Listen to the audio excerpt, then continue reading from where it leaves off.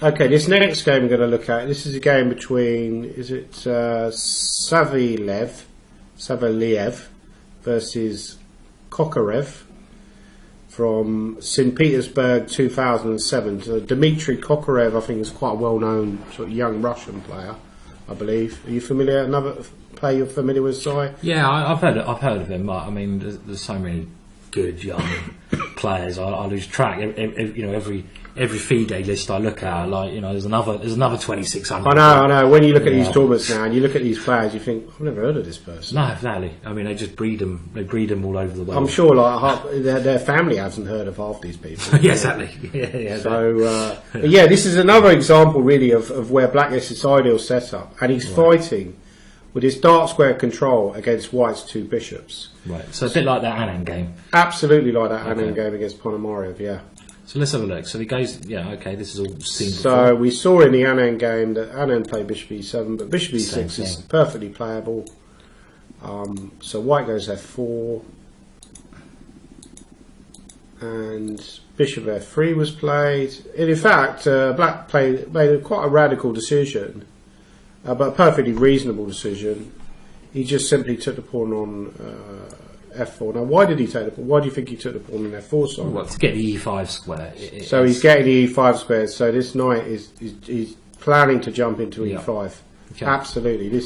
Once this knight reaches E5, it's an absolutely beautiful square for the knight. Yeah. So White took. Black played knight C6. And again, if you get so for example, if White was to play Queen D2 here, which is a perfectly reasonable move, knight E5. The knight on F6 can even move back to D7 at some point. So, for example, on this, it doesn't have to, but the knight can come back to D7 to even reinforce that knight. And Black doesn't necessarily worry about White taking on E6. No, okay, all looks good. So this is perfectly reasonable way of playing for Black. After knight C6, White played knight D5. Instead of Queen D2, he played knight D5. Black took.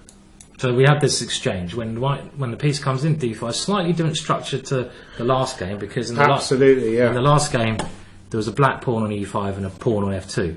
So these have basically been exchanged. Yeah. So this is kind of a different pawn structure, but it's the same move. The knight comes into D5, Black takes it. Sure. White gets the 2 bishops, and now Black is trying to play on the dark squares, and you're going to show us how he did that. Yeah, he plays a move knight E5, and a very natural move. The knight is very well placed on E5, but here I believe that White plays a strategic blunder. Yep. He takes on E5, and I don't like this move at all. Because now after D takes E5, clearly Black is now going to gain very good chances on the White king side. He's already got this threat of playing E4 and then Bishop D6. Yeah. So this is a very strange mistake, I believe. By White. I think what he should have played was maybe a simple move like Queen E2. Okay. And the game would have just been unclear, relatively unclear. He was perhaps afraid that Black would reinforce that knight with a move knight D7. And you can never get rid of it. Just highlight that knight. White can never get rid of that knight. There's always going to be a knight there in the centre of the board. You can't attack it with a pawn. Fantastic. You can't exchange it. It's there forever. If you go Bishop G4, maybe I can even go F5. Just stop it. And then G6. The only thing I have to be slightly concerned of, if I go F5, there might be a situation later on where White might go knight D4 to E6. So it's the only thing you need to be slightly concerned of. Yeah. But I think that was a better way to play for White, because I don't believe that giving up the 2 bishops here was, White's, as I said before, White's main asset, and in so many positions in chess, is the 2 bishops. And here he just gives up his main asset. I don't really understand the move. He goes C4. Okay, so he's immediately going for this. If he can get C5 in here, he's doing very well. Yeah, push that pawn again. So Black decides to play against that. He doesn't want to go B6 because White would go D6. Yeah. And then the rook would be hanging. So he goes A5. Very clever move now. Because if C5, A4, yeah. Then C5, A4, absolutely. You're going to try to take the pawn to C5. But we don't need to look at this too much. No. I mean, okay. So I'll just quickly show you what happened in the game. Really, Black got this ideal setup. And now again, you can see what Black is doing is controlling those white pawns, and as soon as you stop those 2 white pawns, I'll quickly highlight them. Yeah, as soon as you control those pawns, you're ready to push with your own. Absolutely, you're blockading it with this from ever reaching c5. Unless can you show up to the point where black plays f5? Because again, this is the key move. So we don't. He goes about it quite slowly, but the knight. There's no rush. Knight c5, really nice move. Yeah.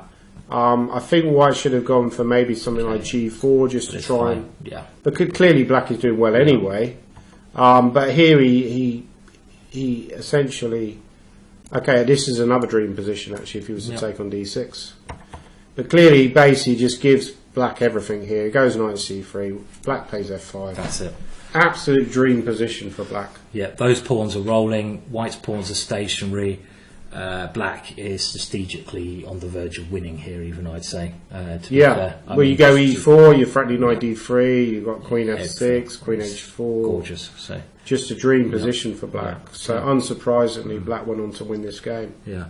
So maybe what we should do in the next game, Danny, we've shown these strategies that black has on the dark squares. Sure. Let's show a game where white triumphs in this kind of structure, because it is a normal structure that you will get. So we'll show now a game where white gets the upper hand in this kind of